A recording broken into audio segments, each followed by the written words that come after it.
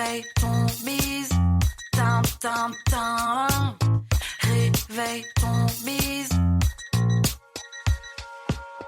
Bienvenue sur Réveille ton bise, le podcast qui t'aide à y voir plus clair quand tu ne sais plus trop où tu vas et que tu as envisagé au moins une fois de fermer ta boîte à 2h32 du mat après une énième insomnie. Moi, c'est Justine Arma, je suis entrepreneur depuis 2018. Mon job, t'aider à traverser les creux, retrouver de la clarté et redonner du sens à ton activité avec plus de kiff et évidemment moins de pression. Parce que oui, persévérer, ça peut aussi rimer avec envie de bosser moins. Alors si aujourd'hui t'as autant d'entrain que le mec de ta meilleure amie traîner à un karaoké un soir de pluie, alors t'es au bon endroit. Prends un café, un carnet et bonne écoute.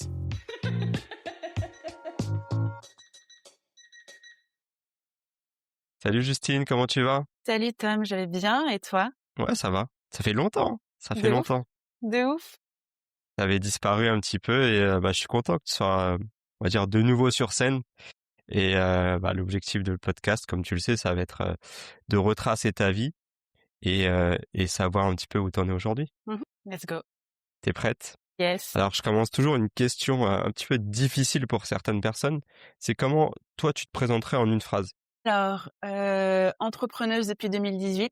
Aujourd'hui, je me considère comme coach pour entrepreneurs, mentor business et podcasteuse. Ok, ça me va. On Ça aura va? effectivement tout l'occasion de retracer tout ça, toutes tes compétences. L'idée, c'est de comprendre aussi d'où vient la Justine, comment elle a fait pour en arriver là. Donc, est-ce que tu peux me raconter, voilà, dans quel cadre familial toi t'as vécu? Est-ce que tu avais des frères, des sœurs? Est-ce que tes parents étaient entrepreneurs? Et après, me raconter un petit peu ta vie dans le parcours scolaire. Ok, très bien. Alors, je suis née le 1er décembre 1991 à Vénissieux, aux Minguettes. Sissi représente, lyonnaise pure souche. Je suis fille unique. Et je suis issue d'une famille, en tout cas mon père et ma mère ont toujours été entrepreneurs. Alors mon père entrepreneur entrecoupé, il y a eu des gros moments salariés puis entrepreneur plus tard. Ma mère entrepreneuse, c'est-à-dire que elle a ouvert son magasin de diététique à ma naissance. Donc elle avait à peine 25 ans puisqu'on a 25 ans d'écart. Et donc c'était assez à l'époque novateur en tout cas d'ouvrir ce type de boutique. Donc dans les années 90 quoi. Et donc moi j'ai grandi dans la boutique de ma mère. J'ai fait mes premiers pas dans la boutique de ma mère. Notre appartement était derrière la boutique, vraiment à l'ancienne. Et donc par la suite, elle a fait un dépôt de bilan de son magasin diététique parce que juste en face une grosse chaîne s'est ouverte. Normal, la base de l'entrepreneuriat et du capitalisme. Et puis par la suite, elle a fait une reconversion pro, elle a passé un CAP esthétique. Elle a été salariée en remplacement d'une nana qui avait son institut. Donc elle a remplacé en congé mat. Et puis la dame est revenue de son congé mat, elle a licencié ma mère et ma mère a ouvert son premier institut à Caluire. Et donc je crois que j'avais même pas 10 ans. Mes parents venaient tout juste de se séparer, donc vraiment, je pense que je devais avoir 7-8 ans, quelque chose comme ça. Et donc, on a vécu toutes les deux pendant des années, un vrai duo assez fusionnel. Et où d'ailleurs, quand j'étais petite, je me souviens lui avoir dit, tu sais, à l'époque, on avait un livret écureuil, tu sais, à la caisse d'épargne pour les enfants. Et je lui avais dit, écoute, si tu as besoin d'argent pour acheter ma maison, tu prends dans mon livret écureuil. Et en fait, sur la table de comptoir dans sa boutique, dans son institut, il y avait une petite tirelire, il y avait écrit Justine, donc ses clientes mettaient des petites pesetas pour ma maison. Le pour voir. marketing était déjà là, tu vois. De ouf. Et puis, ouais, tout de suite, j'ai fait preuve d'assez d'autonomie et d'indépendance pour pouvoir la laisser justement développer son activité. C'était important pour elle et important pour moi, j'imagine.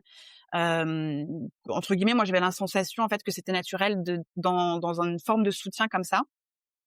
Voilà. Et donc, jusqu'à mon départ de chez ma mère, elle a été entrepreneuse. Hein, elle a vendu un premier institut, elle en a ouvert un autre. Ça cartonnait de ouf. Mais par contre, je la voyais s'épuiser, je la voyais stressée, je la voyais sous pression, des gros horaires, etc. Et pour moi, dans ma tête, c'était hors de question que je sois entrepreneur. Parce que J'allais j'avais te cette poser la vision question. de l'entrepreneuriat de cette manière, tout en sachant que la sœur de ma mère, ma tante, était aussi en profession libérale, en indépendante. Et donc, il y avait beaucoup de routes, beaucoup de rendez-vous, beaucoup de fatigue, beaucoup de trucs, tu vois. Et j'étais là, genre, waouh, c'est quoi ces femmes qui s'épuisent? Pourquoi est-ce qu'on est entrepreneur, en fait, finalement, quand on vit ça? Et donc moi, j'étais pas du tout appelée par l'entrepreneuriat. Par contre, j'avais déjà plein de projets, donc c'était, des trucs, je sais pas, soutenir des copines, qui voulaient monter une marque de fringues et m'occuper du site internet, tu vois? Ce genre de trucs. Donc je mettais des petites billes comme ça, sans me dire qu'un jour ce serait vraiment, mon activité, en tout cas que je serais, moi entrepreneuse. De mon côté, moi j'ai fait un bac littéraire option théâtre. Je voulais aller absolument en fac de psycho, je voulais devenir psychanalyste. Donc j'ai été en fac de psycho, j'ai pas validé ma 3e année, parce que, spoiler alert, je suis dyscalculique et en psycho, il y a énormément de stades de sciences, de neurosciences et donc en fait Tu ça dit quoi? Discas? dyscalculique. Ah, je connaissais pas. OK. Bah, c'est comme la dyslexie, mais du coup au niveau des calculs et d'ailleurs, généralement c'est assez lié. Il y a un petit peu de dyslexie de toute enfin, voilà, ça peut être un peu lié. Comme j'ai toujours été une très grande lectrice, je pense que ma dyslexie, en fait, a été épongée par le fait de beaucoup lire et donc d'imprimer, les mots, l'orthographe, les phrases, quoi. Et donc j'ai pas validé ma fac de psycho. En parallèle, je bossais, j'avais un job étudiant, dans une brioche dorée, à Caluire. Et puis j'ai quitté, Caluire, je suis allée m'installer à Montpellier parce que, c'était là où se trouvait le master de psychanalyse, que je voulais faire, enfin psycho avec option psychanalyse et puis, je me suis inscrite à la fac. En fait, je suis jamais allée. J'ai bossé pendant 1 an, donc j'ai augmenté mon job à la Brioche Dorée. J'avais un 30 heures, il me semble, mais bon, ça tirait plus autour des 35. Et puis au bout d'un moment, je me suis dit: «Mais en fait, je vais pas vendre des croissants toute ma vie». C'était génial d'être, en boutique, tout ça, d'avoir des collègues et tout, mais bon, j'avais aussi ce truc de je m'ennuie, quoi. C'est que ça ma vie, j'ai pas envie. Et j'avais, je sais pas, 22 ans. Et donc j'ai demandé à faire un BTS en alternance, donc BTS MUC, Management des unités commerciales. La Brioche Dorée voulait me prendre en alternance et puis je me dis: «En fait, je vais aller voir si je peux aller dans une autre entreprise». Et donc à l'époque, j'allais me faire coiffer dans un salon, afro-européen puisque j'étais déjà adepte des colorations et puis beaucoup d'extensions aussi. Et puis en fait, j'ai été prise en BTS, chez eux en alternance. Donc j'ai fait 1 année à Montpellier, puis 1 année à Paris dans un autre business, mais toujours dans la coiffure afro-européen. Et c'est surtout, lors de cette alternance-là où j'ai commencé en fait, comme mon job c'était de manager et de développer l'unité commerciale, eh bien, c'est comme ça qu'en fait, j'ai commencé à mettre un peu les mains de façon autodidacte dans la com et le marketing. Donc, à Montpellier, j'ai commencé à développer les réseaux sociaux de la boutique. J'ai accompagné à la création d'une autre boutique sur Toulouse, dans tout ce qui était lancement événementiel et puis réseaux sociaux de la nouvelle boutique. Et à Paris, pareil, je travaillais au siège de la boîte, et donc j'avais une partie dans la boutique vente et j'avais, aussi beaucoup de com. Donc c'est là où j'ai commencé à rédiger des articles de blog, c'est là où vraiment le cœur de mon travail était sur Facebook et puis on commençait à développer Instagram. C'était le tout début d'Instagram à ce moment-là. C'était quelle année ça? 2014, donc Instagram existait, mais on partageait plutôt les photos de chats, de voyages et de repas. C'était pas encore quelque chose, au fur et à mesure, ça commençait à devenir quelque chose d'utile aux entreprises, mais c'était encore tout nouveau. Et donc je commençais à développer ça, j'ai eu mon BTS et puis je me suis dit: «Ah, qu'est-ce qui se passe dans les grandes boîtes? Quand on est salarié, peut-être que ça change, peut-être que ça peut me plaire». Et donc j'ai été, embauchée, en tant que conseillère, clientèle multimédia, donc dans une banque à distance au Crédit du Nord, toujours à Paris. Et j'y suis restée 6 mois. C'était une super expérience. C'était du conseil, beaucoup de ventes. Et donc en fait, j'avais des résultats de ouf au niveau des ventes et puis tout de suite, très rapidement, ma fibre, managériale et process a pris le dessus. Donc j'ai formé les nouvelles recrues, j'avais revu les process d'onboarding et aussi de sécurité au niveau des clients. Et puis au bout d'un moment, je me suis dit: «En fait, la vie à Paris, bon, c'est bon, j'ai fait le tour, je veux plus, je veux rentrer». À cette époque-là, spoiler alert, j'étais mariée, donc je voulais, quitter Paris, quitter la personne avec qui j'étais, donc vraiment changer de vie. Et donc je suis OK. revenue à Lyon, j'ai posé ma dème, j'ai fait ma demande de divorce et je me suis barrée.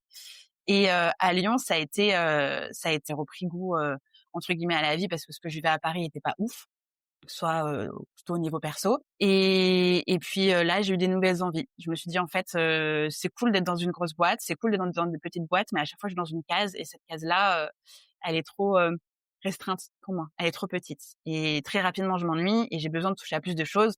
Sauf qu'en réalité, quand tu es embauché sur une fiche de poste, généralement, tu restes sur ta fiche de poste. Donc c'est tout. Tu commences pas à faire nimp.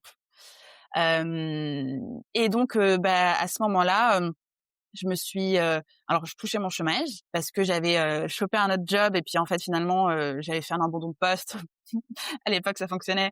Donc, abandon de poste, chômage et donc en parallèle de mon chômage, je gardais des enfants. Je faisais du babysitting, sortie d'école, pour rester quand même active et puis, là, j'ai passé un diplôme d'attachée de presse, à distance, autofinancé. Je me suis inscrite à un bachelor, marketing communication dans les industries culturelles. Parce que, mon chéri de l'époque est toujours mon chéri actuel, Marvin, lui est artiste, donc auteur, compositeur, interprète et donc en revenant à Lyon, j'ai baigné dans le milieu artistique qui m'a toujours branchée, hein, de par, mon bac et cetera et donc je voyais ces artistes qui étaient en galère de com, de marketing et cetera et moi j'étais là genre: «Mais j'ai les outils, vous avez le projet» et j'ai commencé un petit peu à encore une fois, hem ouais, tâter un peu le terrain, à faire un petit peu de ce que j'apprenais, je le testais avec eux et cetera et cetera et puis, on arrive, courant 2017. Alors je m'étais formée en web marketing, en copywriting, aux réseaux sociaux, en création de sites internet, en relations presse, en Tu déjà un gros promotion bagage, quoi. musicale. Ouais, je mettais tout ça, c'était vraiment de l'auto-formation. J'ai suivi pas mal de trucs. En ligne principalement et puis à un moment donné, le chômage, commence à dire: «Eh, c'est bientôt la fin, il va falloir que tu, génères de l'argent puisque tu ne manges pas de l'air Justine, tu as un loyer à payer et de la bouffe à payer également» et en fait donc c'est en discutant avec ma mère me dit: «Écoute, tu fais plein de trucs». J'avais créé son site internet, j'avais, créé son communiqué de presse, je faisais sa com, machin. Pareil avec les copains artistes. Ma mère me dit: «Écoute, là, dans 6 mois, tu as plus de chômage, tu te lances, tu essayes, tu y vas, tu te fais payer, tu y vas». Et pour une fois, je l'ai écouté et j'ai dit: «OK, on y va» et puis pareil, comme j'avais suivi pas mal de formations avec, Live Mentor, j'avais eu un call avec Alexandre Dana qui m'a dit: «Écoute Justine, c'est de l'or que tu as entre les mains. Maintenant, il faut y aller, il faut que ce soit vraiment sérieux, il faut que tu te prennes toi-même au sérieux. Lance-toi, lance-toi et juste te spécialise. C'est quoi la porte d'entrée qui va te permettre ensuite de augmenter un peu, ton panel d'offres, de compétences, de voilà et cetera». Et j'ai dit: «Bah, OK, bah, je vais commencer par la porte d'entrée qui est en tout cas plus naturelle pour moi et qui est un problème véritablement douloureux pour les artistes et les pros de l'industrie musicale, c'est le social media management». Et donc je me suis lancée, comme ça, la décision a été prise, été 2017. De septembre à décembre, j'ai bossé mon réseau, mon site, ma com, ma strat, mes offres. Je commençais à déjà avoir des leads et les leads attendaient justement que j'ai mon numéro de SIRET pour pouvoir, du coup, facturer.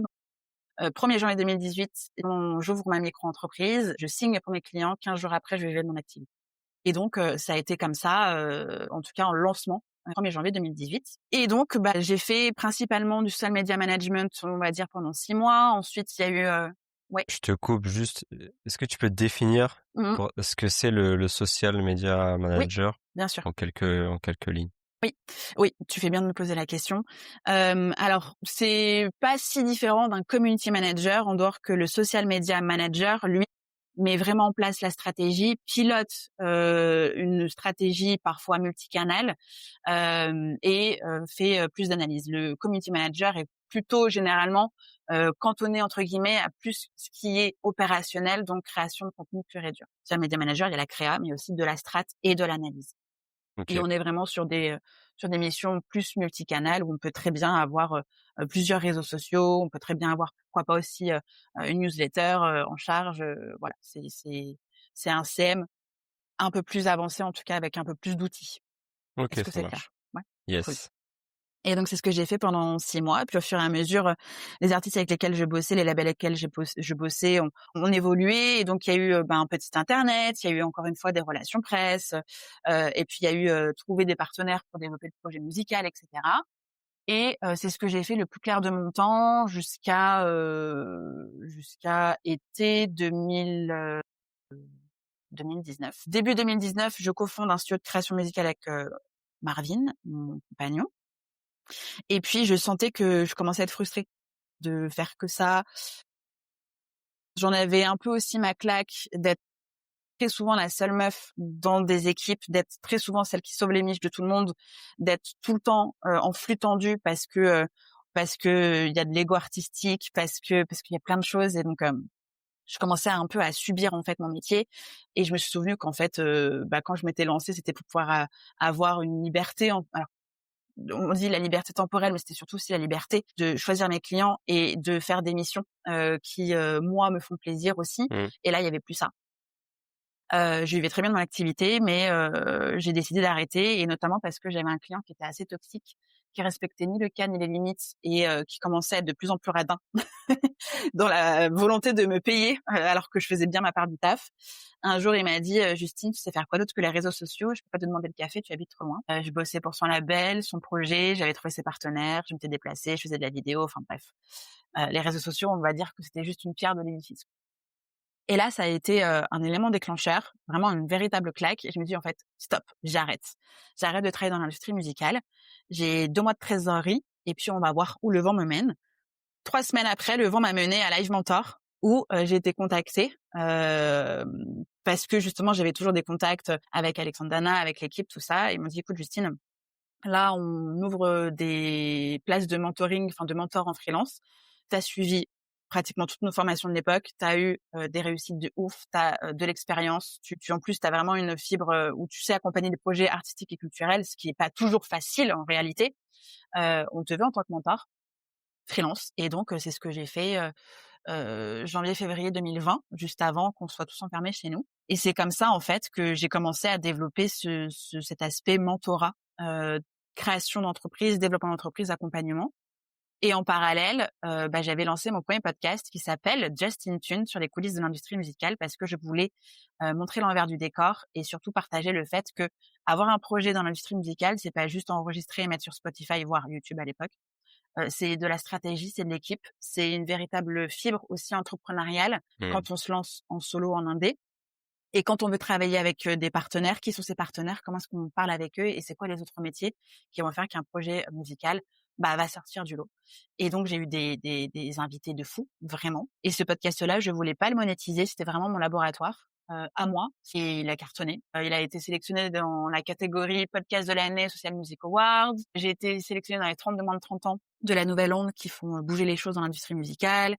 J'ai eu beaucoup d'opportunités pro que j'ai refusées, mais que j'ai gardées dans un coin pour le projet musical de Marvin. Et c'est comme ça, en fait, que tout 2020, j'ai fait du podcast et du mentorat.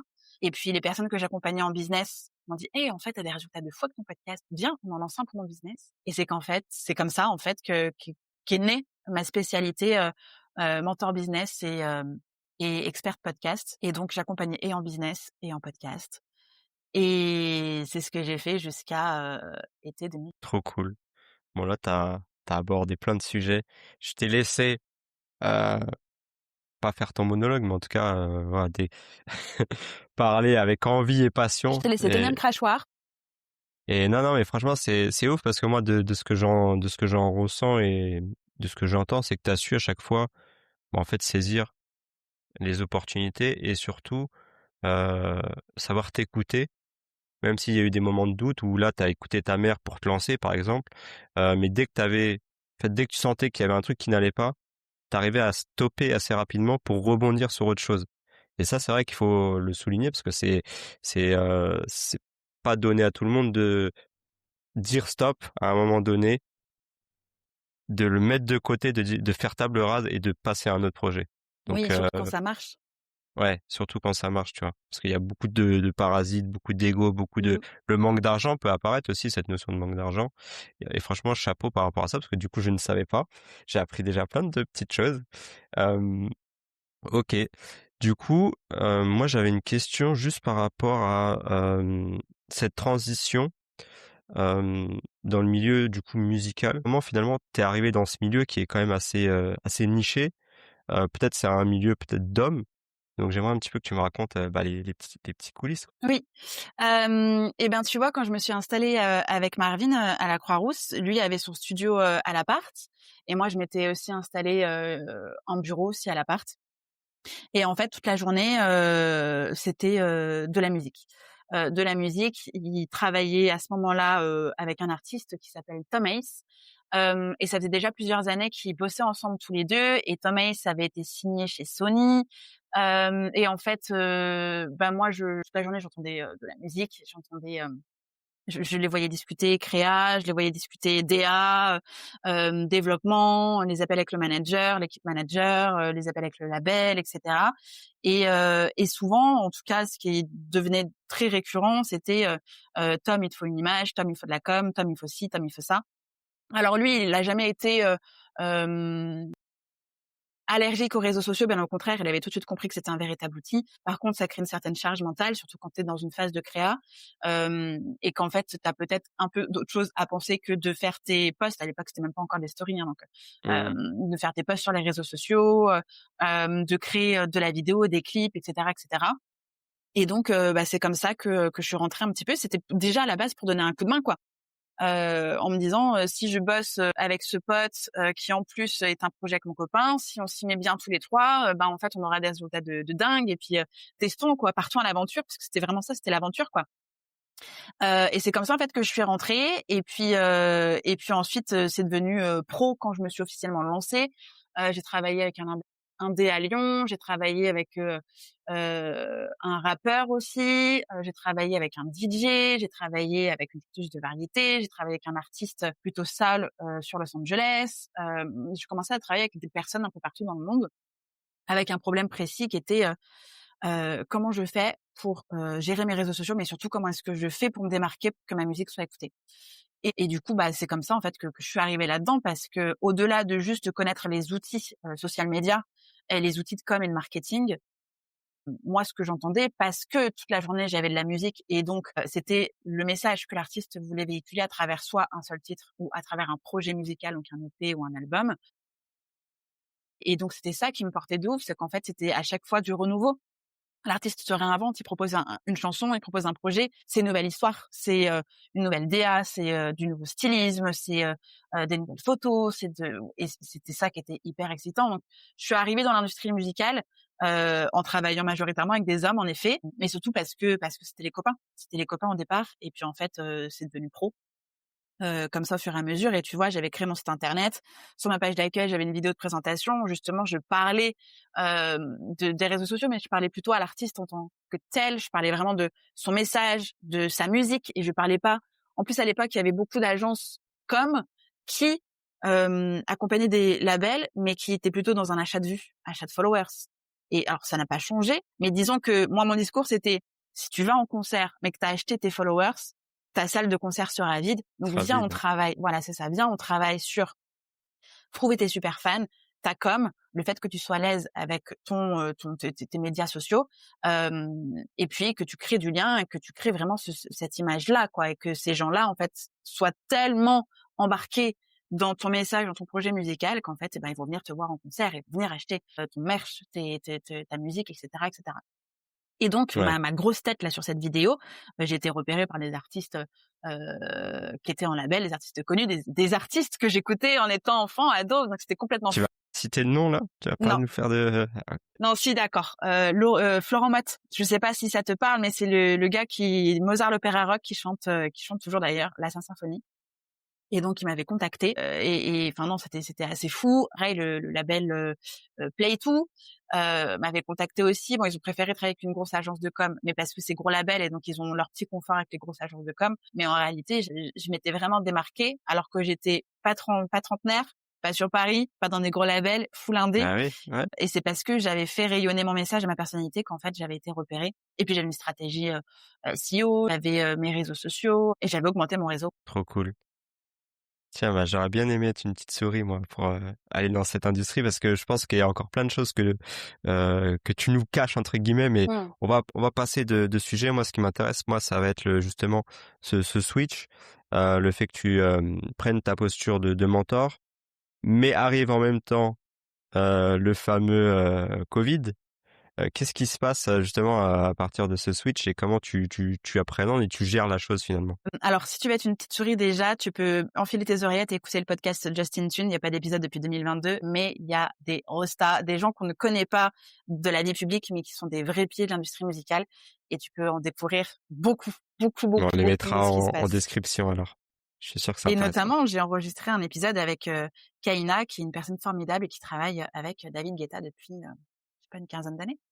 Donc non, j'ai eu des personnes assez folles. Donc on arrive au Covid en effet. Moi, je suis freelance chez Alimentor. Mon planning, c'est du podcast et du mentorat. Et en fait, à ce moment-là, comme tout le monde est chez soi, tout le monde a envie de lancer ce projet qui traînait un peu dans un tiroir qui prenait la poussière. Et en fait, mon activité a explosé, clairement. J'ai accompagné jusqu'à 60 entrepreneurs tous les mois, pendant plusieurs mois. C'était une trentaine de visios par semaine. Donc moi, j'ai pas vécu du tout le même confinement que les autres, hein. Moi, les apéros visio, je tapais que les visios. J'avais pas les apéros.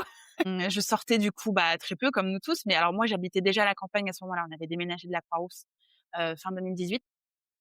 Donc j'avais cet environnement qui faisait quand même du bien. Où, oui, je passais beaucoup de temps en visio, mais purée, je passais aussi beaucoup de temps dehors pour m'aérer le neurone, quoi. Mais moi, mon activité a explosé. C'est-à-dire que, tu vois, je t'avais dit que j'avais 2 mois de trésor. En réalité, j'ai pas eu besoin de les utiliser, ces 2 mois de trésor, parce que très rapidement, je me bordais chez Live Mentor et très rapidement, en fait, j'ai fait du chiffre que j'avais jamais fait en étant dans l'industrie musicale, où je plafonnais à 2000-2005. Là, j'arrivais sur des 6 000 euros de chiffre d'affaires par mois. Et j'étais là genre, oh waouh. Par contre, c'était archi intense. C'était vraiment intense. Mmh. Et donc, tout 2020, ça a été comme ça. Jusqu'à peu près, ouais, septembre 2020, où je me suis dit, en fait, ce rythme-là, c'était bien mignon, mais c'est pas ça ma vie, en fait. Passer mon temps en visio, de switcher de projet en projet. Alors oui, c'est excitant, mais en fait, c'est éreintant.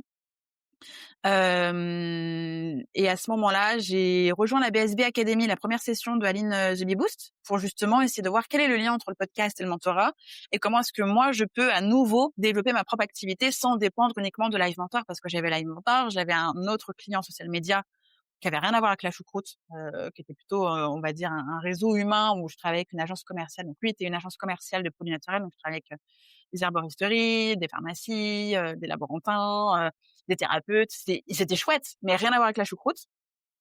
Et donc tu vois, j'ai vraiment ces 2 clients-là et j'accompagnais des artistes en stratégie.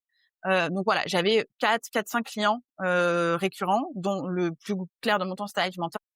Et mon podcast, en fait, ma semaine était vraiment entrecoupée, très dense, très chargée. Ouais, c'était assez rythmé. Je me suis dit, en fait, je vais pas continuer comme ça toute ma vie. Et c'est pas pour ça que je suis là. Et du coup, comment est-ce qu'on trouve le lien avec tout ce que je fais, qui je suis aujourd'hui, puisque j'ai arrêté de bosser en social media. Je fais du mentorat, je fais du podcast. C'est ça que je veux garder, c'est ça que je veux mettre en avant. Je vois bien que c'est utile. J'ai accompagné un podcast aussi, mais j'arrivais pas à trouver les mots. Et puis, de toute façon, c'est plus simple d'accompagner les gens Toujours. que de se faire soi-même les trucs. Donc tu vois, j'arrivais même pas à bosser mon personnel alors que c'était la première chose que je faisais faire à Mmh. mes clients, tu vois. Et donc voilà, j'ai rejoint la BSB. Et puis pareil, du coup, il me semble que c'est en janvier, février 2021, quelque chose comme ça, que j'ai fait ma première bêta test de mon programme MOVA, qui a été mon programme signature phare de 2021 jusqu'à 2024. Et voilà, et ça a été l'ascension au fur et à mesure de ce programme-là. En parallèle, je continue toujours à accompagner en mentorat business. J'avais sorti un premier accompagnement qui s'appelait Réveille ton bise, le programme, comme mon podcast, comme mon business. Et puis voilà, pour moi, je faisais vraiment les deux, du mentorat business pur et du mentorat podcast au service du business. Trop bien. Tu as des chiffres un petit peu à nous partager, notamment peut-être sur Mova, le nombre de personnes que tu as accompagnées, les podcasts que ça a révélé derrière? Mmh. Alors sur ma bêta test, j'avais 4 nanas. La promesse était lance ton podcast en 3 semaines. Alors clairement, sur les bêtas, là c'est un appel à tout le monde, hein, les personnes qui nous écoutent sur les bêtas. Quand vous testez une idée, ne commencez pas à créer une usine à gaz. Moi clairement, ma bêta, c'était un Google Drive avec des PDF, une visio par semaine, et je crée le support en fonction des besoins de mes clientes. Et c'est comme ça qu'est créée la V1 en fait de Mova. Et évidemment derrière ça a été étayé. Je me suis rendu compte que lancer un podcast en 3 semaines, oui c'est possible, mais tu vires femmes, enfants, animaux, gosses, clients. Ça demande quand même du neurone. Et donc, je me suis rendu compte que sur les 4, il y en a 2 qui ont réussi à respecter le timing. Donc, je voulais pas créer de l'anxiété à lancer un Mmh. podcast. Donc, j'ai augmenté la durée. Donc, au départ, j'ai eu 4 nanas. Après, j'ai mis sur 2 mois. Et donc, fonctionner à la fois et en lancement et en evergreen. Mais bon, les lancements à l'époque, tu vois, je savais pas faire de masterclass. Je faisais pas non plus de publicité. C'était vraiment mon contenu, mon CRM, mon réseau, tu vois, et surtout les entrepreneurs que j'avais accompagnés auparavant en business, avec qui j'étais restée en contact. Du coup, je faisais beaucoup de entre guillemets recyclage de clients. Et donc du coup, ça marchait assez bien. Ouais, la bêta, c'était 300 €. Ensuite, j'ai vendu Mova 700, 1100, 1500. Et je me suis arrêtée même en 2024. J'étais à 1590 hors taxe, qui faisait un 1990 et quelques TTC. en période de lancement. Sinon, il coûtait plus cher il coûtait plus cher parce qu'en fait, en période de lancement, il y avait des bonus, et cetera. Mais globalement, le produit était au grand max à 2 100 € TTC. Pas Et mal, donc n'est-ce depuis, pas? ouais, non, franchement, c'était un bon produit, très quali, du suivi. Enfin, sur la fin, il y avait pas que moi, hein, qui accompagnait. Il y avait aussi Clémentine en mentorat, Camille qui était en tout ce qui était assistance technique. Il y avait une commu, la création du générique de podcast dans mon propre studio. Enfin, vraiment, c'était quelque Mmh. chose de la seule chose qu'on faisait pas, c'était se mettre à la place des personnes derrière leur micro, quoi. Mais sinon, tout était, pratiquement du clé en main, et donc c'est pour ça que ça fonctionnait aussi bien. Parce que toutes les étapes qui pouvaient faire peur, que ce soit l'idée, la technique, le lancement, tout ça, c'était balayé d'un revers de main, quoi. Donc, et c'était du coup fait avec les personnes. Et au total, dans Mova, j'ai accompagné un peu plus de 100 créations de podcasts. Alors, ils sont pas tous sortis. Il y en a qui sont restés au stade de, c'est pas encore le moment de le lancer, mais tout était créé, donc il n'y avait plus qu'à appuyer sur envoyer et c'était en ligne. Il y en a certains qui ont eu une belle vie et qui se sont arrêtés. Le tout premier que j'ai accompagné dans ma bêta, notamment, c'est Anne-Laure Baratin de l'entreprise Baratin, etc., que j'avais déjà accompagné en business en 2020.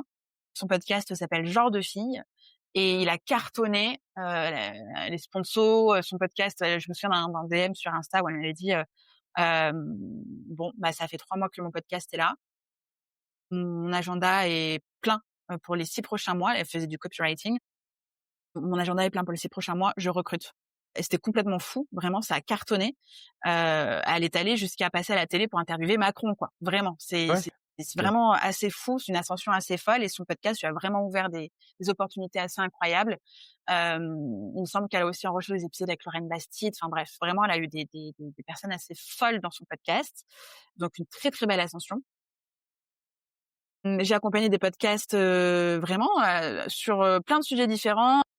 Il y en a eu un, qui était très chouette à accompagner, parce qu'ils ont été très chouettes, hein. Il y en a un qui parlait, qui parle toujours notamment, de tout ce qui est, mort imminente, tout ce qui est vie après la mort aussi, tout ce qui est le monde de l'invisible, mais avec des notions très scientifiques. Et donc cette personne-là interviewait des médecins, des scientifiques, des personnes qui avaient fait ces expériences-là. C'était assez fou et donc très rapidement, Mmh. elle a été nommée dans les médias spécialisés en fait sur ces sujets-là. Si Audrey elle passe par là, elle se reconnaît. Donc non, non, il y a eu vraiment tous les sujets. Pareil, un podcast pour les esthéticiennes au cœur de la cabine, et le podcast pour le monde de la start-up. Il n'y a pas eu que des podcasts business comme toi et moi on peut le faire. Il y a eu des podcasts vraiment très nichés, des podcasts pour les enfants, des podcasts d'histoire, des podcasts, non, franchement, il y a eu des podcasts de fou, donc ouais, une centaine de merveilleux podcasts en accompagnement Mova. Et puis il y en a eu d'autres que je ne connais pas spécialement puisque, j'avais créé, et c'est toujours possible, hein, un produit qui s'appelle Popcast, pardon, où en fait, en moins de 3 heures, tu peux, créer ton podcast. Donc, là, pour le coup, il y a eu, 600 personnes qui ont rejoint Popcast et donc, il y a une pléthore de podcasts que je ne connais pas parce que je les ai pas accompagnés dans le dur, en Mmh. tout cas qui ont suivi Popcast et qui ont fait, quelque chose. Trop cool. Franchement, bravo. Moi, je t'avais connu de toute façon sous cette casquette-là, pardon. Mmh. Et pour moi, tu étais la goth, en tout cas, sur la partie podcast. Ce qui m'interroge, du coup, c'est aujourd'hui, on est le 2 octobre 2025. Mmh. Est-ce que les podcasts, ça vaut le coup encore, tu vois? Parce que les gens peuvent se poser ce genre de questions. C'est très cyclique, etc. Là, le podcast, du coup, ça existe, on va dire, depuis quoi? 2017, 2018, exactement. Ça Mais existe depuis voilà. des années le podcast, hein, mais Ouais, c'est vrai que ça fait un pop dans notre industrie, on va dire à peu près, post-Covid, peut-être, ouais. un peu avant, même si c'était pas encore aussi écouté que ça. Déjà, tu pouvais pas écouter de podcast de partout. C'était généralement sur Apple Podcasts, Mmh. puisque ça a été vraiment démocratisé par Apple, hein, de base. Mais ça existe au moins depuis 30 ans, les podcasts. Et puis, même avant que ce soit toi et moi qui lancions des podcasts, c'était aussi des rediffusions de radio. Donc ça existe depuis des années. Moi, en étant le 2 octobre 2025, pour moi, un podcast vaut toujours le coup. Ça vaut toujours le coup parce que, ne serait-ce que, par la durée du contenu. Comme je te disais, Justin Tunes n'a pas eu d'épisode depuis 2022 en ligne. Le podcast est toujours disponible. Aujourd'hui encore, j'ai des personnes qui viennent écouter le podcast sur YouTube parce que industrie musicale, donc présence obligatoire sur YouTube, qui s'abonnent à la chaîne YouTube, qui laissent des commentaires, qui vont sur son compte Insta, qui m'écrivent en DM. Le podcast fait des écoutes alors que je n'ai pas levé le petit doigt depuis 2022. J'ai même enlevé le site internet où il y avait des articles et tout. Donc le temps de vie est quand même assez dingue. Ce qui n'est pas le cas d'un post Instagram parlons pas des stories parce qu'on le sait, 24 heures, ça expire, mais un post Instagram, s'il a le mérite d'être vu, il a pas plus de temps de vie qu'une story non plus. Donc bon, je dirais que ça vaut toujours le coup, ne serait-ce que pour pouvoir se défaire de ces diktats des réseaux sociaux qui poussent à une surproduction pour oui des résultats, mais aussi pas beaucoup d'espérance de vie, donc toujours devoir se renouveler, toujours devoir créer, ce qui n'est pas le cas avec le podcast. Aussi pour créer toujours cette proximité, c'est-à-dire que moi mon podcast, il fait partie intégrante de mon tunnel de vente. À plein de niveaux, que ce soit sur la découvrabilité, la visibilité, que ce soit pour donner confiance, que ce soit pour vendre, que ce soit pour fidéliser, il revient à chaque fois. Et en fait, parce que c'est un contenu long, c'est un contenu qui est ultra recyclable et donc d'un épisode de podcast, tu peux sortir une cinquantaine de contenus différents. Un article de blog déjà de base, plusieurs newsletters, du contenu short. Là, on enregistre, il y a aussi la vidéo qui tourne. Tu vas pouvoir sortir du short. En plus, on est sur Riverside, donc le taf est pré-mâché. Tu peux mettre ça sur YouTube Short, sur TikTok, sur Insta en Reels. Tu peux pondre plein de choses. Enfin bref, tu peux vraiment sortir du contenu, des pépites, passer en plusieurs posts aussi, que ce soit sur des carousels ou des posts images, ou peu importe en fait. Que tu crées là, ce qu'on crée là aujourd'hui, non seulement il va durer dans le temps, mais en plus tu peux le recycler pratiquement à l'infini et extraire des idées de ce qu'on raconte pour toi te donner plus d'idées de contenu aussi. Enfin, c'est assez fou. Et pour moi, il vient vraiment en fait aider une entreprise, une marque à se démarquer parce que en étant là, ici, aujourd'hui, en train de parler, les personnes vont nous écouter au sein même de leur intimité. Moi, j'ai décroché un contrat, je crois que c'était en 2022, 2023, je me souviens plus, parce que la nana m'avait écouté dans le podcast Portail Entrepreneur, je crois que c'était ça, encore à l'époque, où j'étais invitée, hein, c'était même pas mon émission à moi. Elle avait adoré mon message, ma personnalité, elle était venue écouter Réveille ton bise, elle m'a envoyé un message, un mail en disant « Tu as été mon coup de cœur de la salle de bain, enfin dans ma salle de bain, je veux te faire bosser avec nous. » Et j'ai eu un contrat de mentorat pendant 6 mois qui était hyper bien payé, sans avoir rien fait. Juste en étant invitée dans un podcast, elle arrivait dans le mien, elle a kiffé mon énergie, mon générique, et ce que je racontais, et elle est venue. Pas d'appel découverte, pas de proposition d'offre, c'est on a ce projet-là, on t'a trouvé, on te veut, bien bosser. En fait, dans ces cas-là, mon podcast c'était mon commercial sans que je fasse grand-chose en réalité. Ouais. Tu vois. On voit du coup la portée que ça peut avoir, que ce Complètement. soit sur du court terme et du long terme. Ouais. J'ai pas mal de mes clientes qui, au moment de la sortie du podcast, alors quand je dis sortie du podcast, c'est pas juste mise en ligne, c'est préparation d'un lancement, que ce soit un momentum, un événement. Tu peux lancer un concours, une liste privée, tu peux vraiment faire la co-création, il y a plein de choses à faire lors d'un lancement pour vraiment que ça pop. Elle avait 3 leads qui étaient dans son pipe, on va dire tiède, tu vois, qu'elle avait déjà eu un appel découverte, mais qui signaient pas. Ils ont écouté son podcast, ils ont signé dans la foulée. Parce que peut-être qu'il manquait un coup de personnalité, peut-être qu'il manquait une certaine vibe qu'ils n'avaient pas eu lors des appels de vente. Le podcast est venu enfoncer le... C'est ça, exactement. Trop bien, trop bien. Tout ce qu'on vient de dire, on parle un petit peu au passé. Nous, quand on s'est rencontrés, si je dis pas de bêtises, ça devait être 2023 ou 2024, je sais plus. Ok. Je crois. Ouais, j'ai du mal toujours avec les dates. Ceci étant dit, tu traversais du coup une période assez délicate. Je sais pas si tu vas aborder ce sujet. Voilà, ok. On ouvre la porte. Du coup, je veux bien que effectivement tu nous racontes ce qui s'est passé. Tu vois, donc ton ascension et tout ça. Et bah malheureusement un coup d'arrêt. Et peut-être nous donner derrière des avertissements ou des conseils de ce que tu as pu en retirer, parce que je pense que ça n'a pas touché que toi, malheureusement.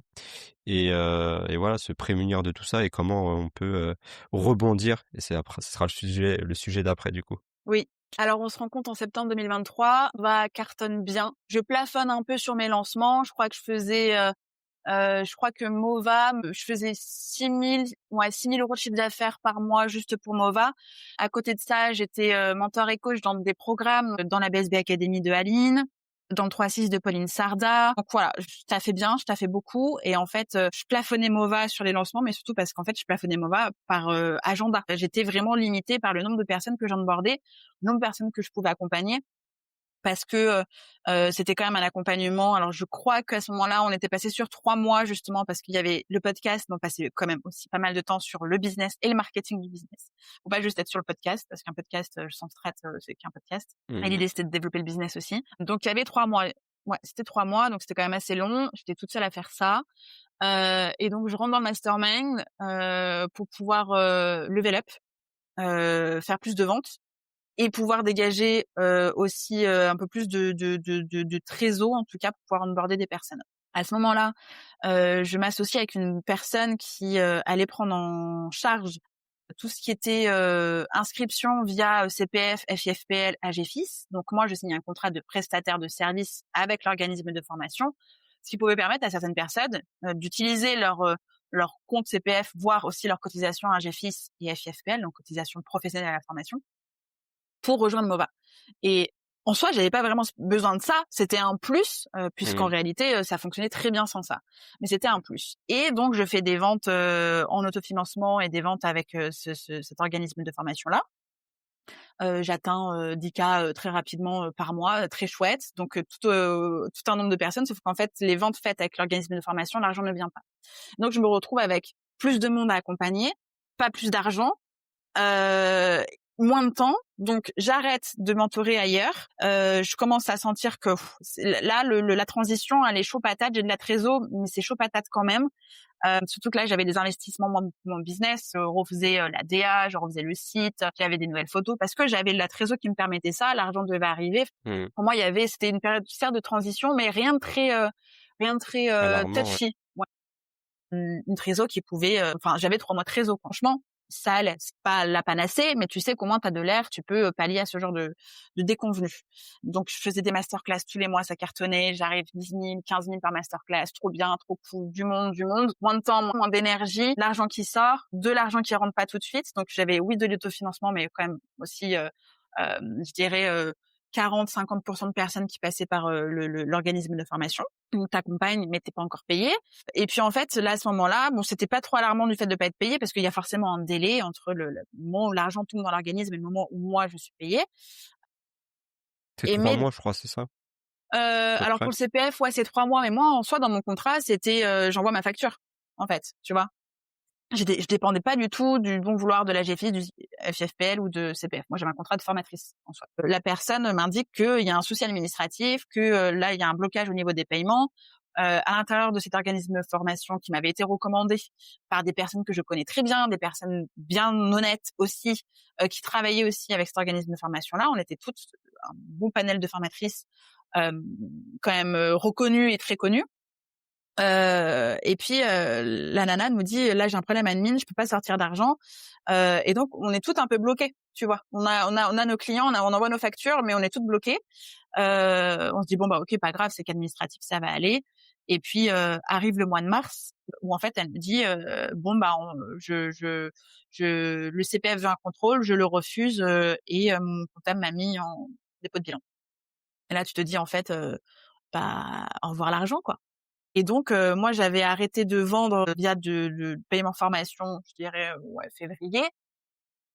J'avais onboardé, en urgence Clémentine, qui est une ancienne cliente Mova, qui est experte communication, création de contenu, pour pouvoir accompagner, bah, mes clientes Mova parce qu'en fait, j'y arrivais pas, quoi. C'était Mmh. vraiment trop. J'avais tout de suite pris aussi Camille qui travaillait déjà avec moi pour tout ce qui était, aspect technique. Donc l'argent sortait, l'argent ne venait pas et mon chiffre d'affaires était énorme encore. Mais sauf qu'en fait, là, pour le coup, on était vraiment sur un flux tendu. C'est, il rentre, il sort, il rentre, il sort, il rentre, il sort. Et moi, j'étais là, genre, c'est hyper anxiogène, en fait, comme délire. Et puis, c'est vrai que quand elle a dit que elle avait refusé le contrôle du CPF et qu'elle était en liquidation judiciaire, là, pour moi, ça a été l'effet d'une bombe. Vraiment, c'était un véritable choc. Je me suis bloqué le dos immédiatement. Mmh. J'étais abasourdie, j'étais en colère, un sentiment d'injustice vraiment très, très fort, de mais comment est-ce que tu as pu nous faire ça, en fait? Comment enfin, et en plus, la meuf me dit: «Mais j'ai ouvert une autre entreprise, on peut continuer de travailler ensemble sur l'autre». À quelle heure, en fait? Là, tu me dois 30 K. Comment, en fait? C'était 30 000, Donc ouais. moi, c'était 30 000, presque 30 000. Il y en a, c'était 70 000. Enfin, au total, elle laissait sur la table 230 000 € dans le plus calme, vraiment dans le plus grand des calmes. Et donc moi, c'était un véritable choc. C'est pas grave, je continue de vendre, d'accompagner mes clientes, de générer de l'argent pour payer mon équipe, et cetera. Parce que là, plus de trésor. C'est-à-dire, ça rentre, ça sort, ça rentre, ça sort, ça rentre, ça sort. Et heureusement, j'avais un bon chiffre. Franchement, j'étais entre 8 et 13 000 € de chiffre d'affaires par mois. Mais j'avais beaucoup de charges. parce que, bah, tu as du monde. Donc ces gens-là qui Bien viennent sûr, pour ouais. récupérer du temps, ils coûtent quand même de l'argent et en fait, je vois que trop de pression financière et people autour de moi. Je me dis: «Waouh, c'est chaud». Il fallait que je vende tout le temps dans l'urgence, donc je faisais lancement sur lancement sur lancement. Quand c'était pas Mova, c'était un autre produit et cetera. Donc j'avais créé, enfin bref, c'était une usine de guerre, enfin une machine de guerre, pardon, et une usine à gaz, tu vois? Et puis vient, le mois de juin, je foire mon lancement Mova, pour la première fois depuis, des mois, voire des années. Il fallait que je fasse 15K que je faisais très facilement avant. Je les fais pas. On est dans un entre-deux tours. Les gens sont juste abasourdis et choqués par ce qui se passe d'un point de vue politique. Ils flippent, normal. Vous flippez Mmh. tous. Donc c'est pas le moment de mettre 1005 dans un accompagnement podcast si tu sais pas va être l'avenir de la France, ni même l'avenir de ton business aussi. Tout le monde était un peu en mode pause minute. Qu'est-ce qui se passe? À quelle sauce on va être mangé? Donc ma masterclass qui fonctionnait très bien. Je crois que je fais 5K, donc 3 fois moins que ce qu'il fallait. Et les 15K, c'était vraiment pour me redonner de l'air. Ouais. Donc là, je fais le minimum du minimum et je me dis: «Non, en fait, je peux plus, j'y arrive plus, j'y arrive plus». Je commence à être dégoûtée, j'arrivais plus à écouter les podcasts, j'arrivais plus à avoir envie d'accompagner. J'aimais plus ce que je faisais, j'aimais plus mon quotidien. Je parlais moi podcast, ça me donnait des crampes au ventre, quoi, vraiment. Il y en avait trop, trop, trop, trop, trop, trop, trop à gérer, trop à écouter, trop à réfléchir, trop à vendre, trop à j'en pouvais plus. J'ai fait un dernier lancement en juillet, vraiment, last call, je ferme Mova. Donc des personnes qui hésitaient depuis plusieurs mois sont passées de l'autre côté de la force. J'ai accompagné juillet, août, septembre jusqu'en octobre à peu près encore des clientes sur Nova. Et puis j'ai arrêté en fait de vendre, mais en fait j'ai fermé toutes mes offres aussi. Et j'ai pris un CDI. Et je suis allée m'enfuir chez Indie où je suis devenue customer care spécialiste. Donc j'ai accompagné des entrepreneurs sur des questions administratives et comptables. Et donc j'ai onboardé en septembre parce qu'en fait il fallait que je sorte de ma boîte. Il fallait que je sorte de ma boîte. Il fallait que autre chose me paye que ma boîte. Il fallait que j'arrête de bouffer ma boîte Mmh. et de me faire un ulcère aussi, de me bouffer la vie aussi. Donc il fallait que je sorte, quoi, que je retrouve une prise de recul, un peu d'air, un nouveau souffle, une nouvelle envie, quelque chose. Est-ce que le CDI m'a donné ça? Oui et non. J'ai adoré bosser chez Indie, j'ai level up sur plein de compétences différentes, notamment en gestion comptable et administrative. Donc méga cool parce que du coup ça renforce aussi mes accompagnements puisque la compta est un des problèmes douloureux des Bien entrepreneurs. sûr. On a tous eu des problèmes de compta, on a tous eu des problèmes de TVA, on a tous eu des comptables qui se sont fait la malle avec des informations qu'on aurait bien voulu avoir et qui nous ont mis dans la mouise. Pour le coup, moi, c'est plus un secret pour moi. Et donc, je suis très contente d'avoir levé le level up sur ces questions-là pour vraiment faire de sa compta, de ces chiffres, un véritable levier de développement et pas un truc que tu gardes sous ton lit qui fait peur la nuit, quoi. Et en fait, ma santé s'est dégradée très rapidement. J'ai commencé à avoir les cheveux qui tombaient beaucoup, des plaques dans le dos, des crises d'angoisse, des malades en pleine journée, des insomnies, une espèce de bipolarité émotionnelle. Je pouvais être en colère, triste, joyeuse dans la seconde qui arrivait. Et ça, c'est comme ça de novembre à janvier. Je vais quand même chez le médecin en me disant: «Quand même, c'est long, hein, je somatise, mais c'est un peu beaucoup, en fait, je vais bien, mon dos était toujours bloqué». Tu vois? Ça faisait presque 1 an que Ouais, j'avais ouais, archi ouais. mal au dos, et chez le médecin, check-up sanguin, et là, c'est alarme, c'est-à-dire que j'avais explosé la perf des taux de la thyroïde, donc j'avais une hyperthyroïdie avancée, une maladie auto-immune, du coup qui est toujours là, la maladie de base d'eau, et surtout, c'était à un tel point grave que ça avait commencé à déclencher des problèmes au cœur. J'avais un cœur qui battait beaucoup trop vite, qui commençait à potentiellement un peu s'épuiser, quoi. Et donc j'ai eu des bêta bloquants, enfin bref, j'ai un traitement pour le cœur à 34 ans. J'ai encore 34. Non, j'ai 33. Je sais même plus quel âge j'ai. Parce que C'était j'arrive 91, tu peux avoir bah, non, tu vas avoir je vais 34 le avoir 1er 34, décembre. c'est ça. Donc à 33 ans, traitement pour le cœur, hyperthyroïdie, maladie de base d'eau, et en fait, rétrospectivement, mon hyperthyroïdie, alors même si terrain génétique, a été déclenché par le choc émotionnel de cet impayé et de cet Ouais, instinct ouais. de survie que j'ai enclenché pour pouvoir tout porter. Donc, au lieu de foncer droit dans un burn-out, j'ai foncé droit dans une hyperthyroïdie, dans cet instinct de survie, dans ce mouvement de survie où tout était poussé au plus loin de la productivité, de la production, de la pression, tout devait être très carré. Si je fais ça, ça va ça, machin, bim bam boum boum boum. Il n'y avait pas de place au hasard et ni de place au repos. et donc j'ai nourri ça et voilà et donc j'ai quitté Indie parce que en fait, le cadre, la perf, le métier faisait que renforcer aussi mon excès de productivité et de performance. Et puis, depuis le mois d'avril, j'ai repris, mes missions de coach mentor dans des programmes et j'ai repris les cours puisque maintenant je suis en train de passer une certification de coach professionnel, pouvoir, approfondir mes accompagnements et véritablement m'occuper des humains qui sont à l'intérieur des boîtes, des entreprises et qui commencent à un peu flancher à l'intérieur sans trop savoir pourquoi ça flanche et surtout quand à l'extérieur ça se voit pas. Comme tu l'as dit au départ, plusieurs fois j'ai arrêté même quand ça marchait. C'est pas toujours facile, c'est même hyper difficile de le faire et parfois on sait pas pourquoi on a envie d'arrêter, on sait pas pourquoi ça flanche, on sait pas pourquoi ça tangue. On sait juste qu'on veut pas que ça continue comme ça et donc l'idée c'est pas de faire péter des business et de tous partir en CDI. L'idée c'est de s'occuper de l'humain à l'intérieur de ça, qu'il se sente bien dans son business et que son business puisse à nouveau être sur des nouvelles rails et pour ça, heu, j'avais envie, besoin de monter mes skills en coaching. Bon, du coup, je te pose la question, moi, qui m'intéresse le plus. Est-ce que tu vas bien aujourd'hui quand même? Oui. Oui, je vais bien, tu vois, on est à 15 jours, de l'arrêt de mon traitement.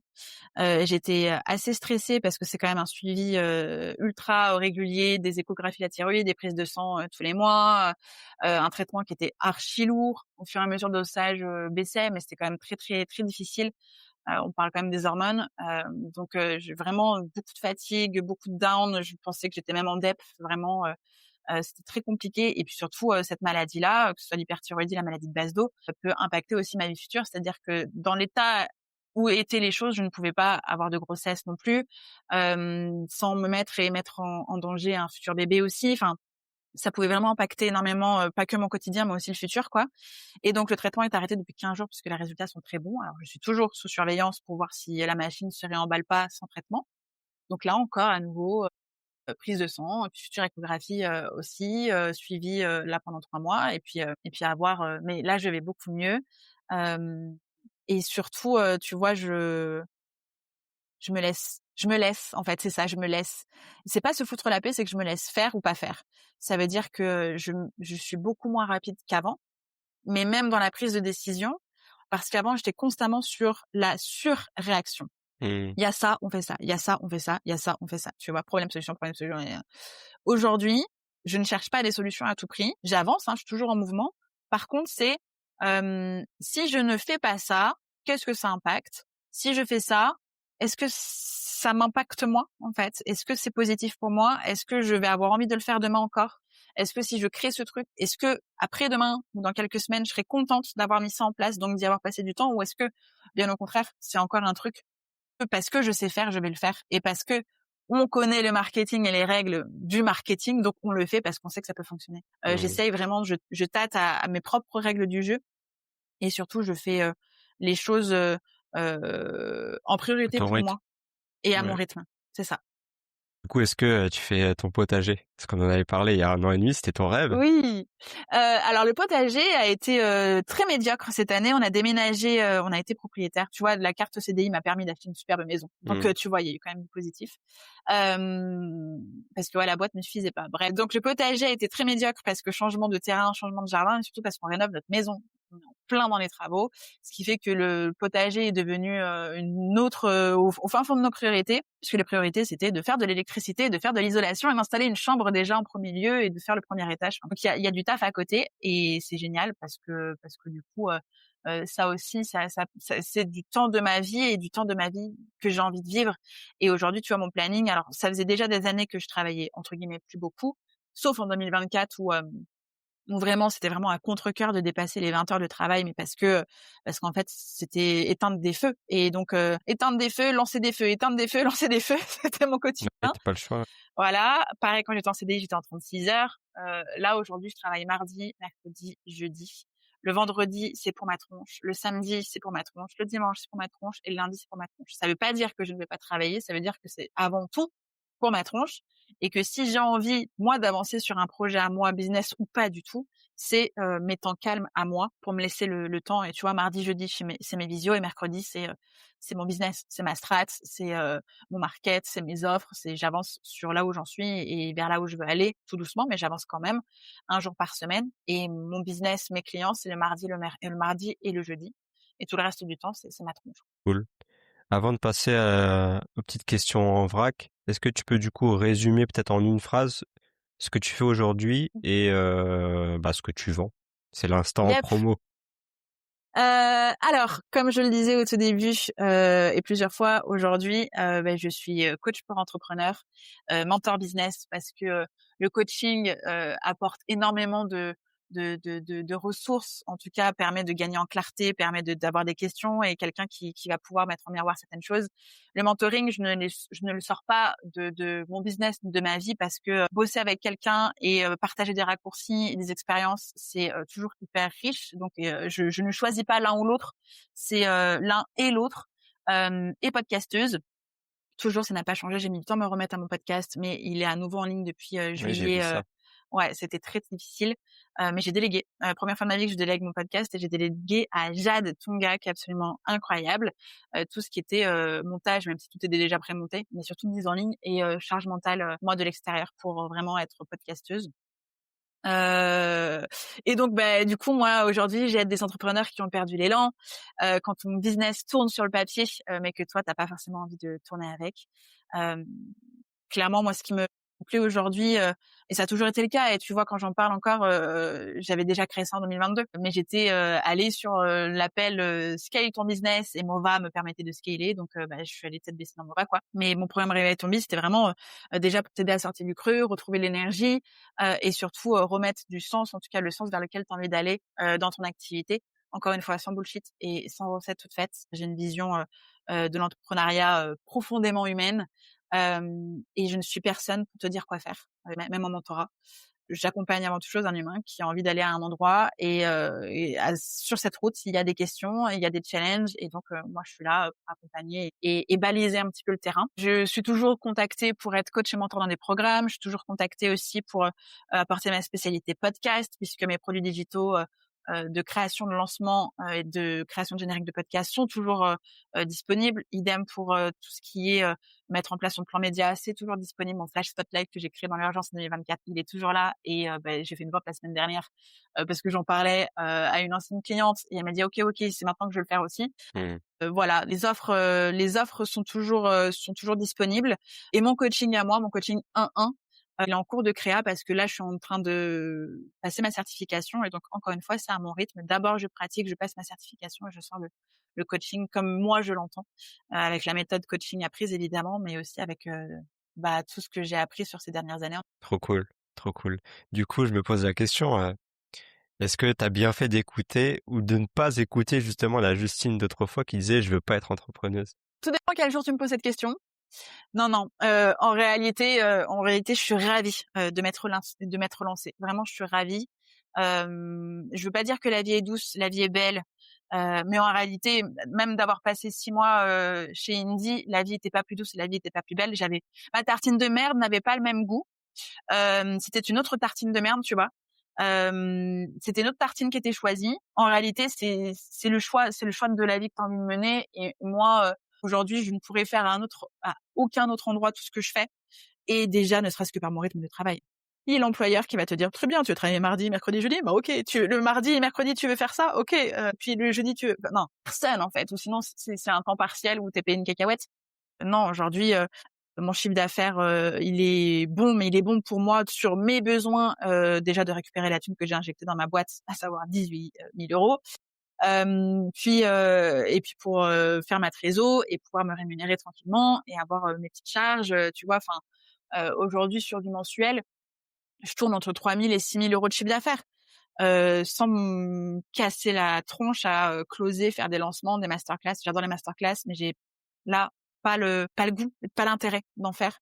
Et quand je fais des masterclass, c'est dans des programmes sur des sujets et avec des élèves qui sont ravis de m'avoir.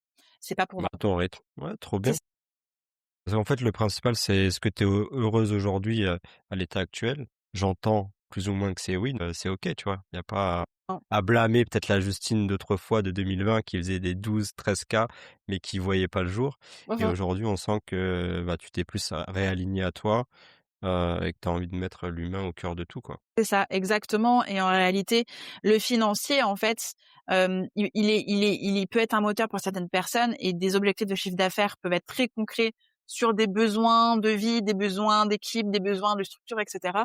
Aujourd'hui, moi, mon seul besoin, c'est juste moi de kiffer dans mon business, tu vois.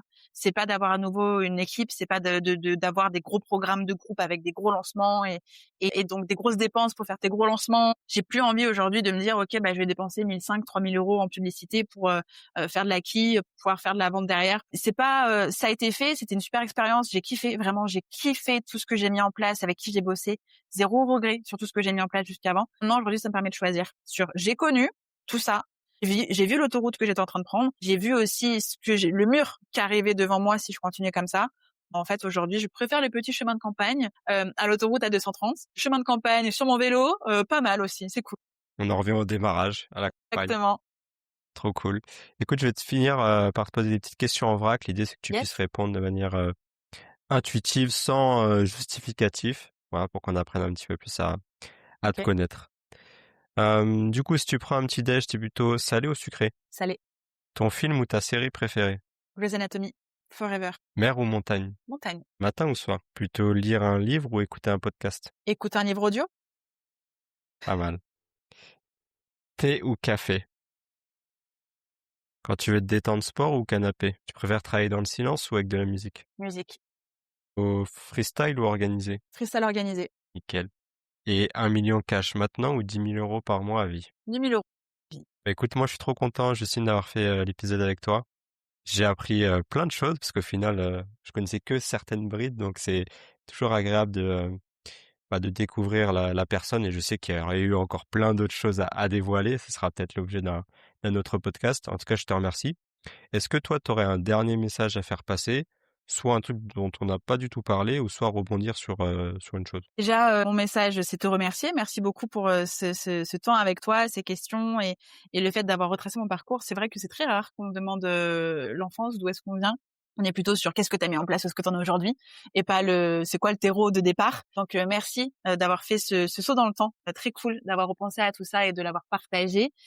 Et je pense que ce que j'ai envie de dire aux personnes qui nous écoutent aujourd'hui, en fait, c'est non pas de se foutre la paix, mais de se laisser le choix de faire ou de ne pas faire, se laisser en fait. Des fois, créer le vide et se faire porter par autre chose, c'est peut-être tout ce dont on a besoin. Et alors oui, il y a le facteur chance et déclenchement d'opportunités, mais en réalité, la vie aussi fait bien les choses et donc parfois, elle peut apporter ce dont on a réellement besoin. Encore faut-il avoir l'espace et le fait de pouvoir se laisser. Ça sera le mot de la fin. En tout cas, je te sens beaucoup plus apaisé et c'est cool de te voir comme ça. On Merci. mettra en description tous les liens pour s'abonner. N'oublie pas le truc sur la musique, que j'aille écouter tout ça là, que je fasse ma petite Yes, souris. parfait. Et puis bah moi, je te souhaite en tout cas tout le bonheur et toute la réussite du monde. Merci beaucoup Tom et puis à très bientôt. À bientôt, bye bye. Bye.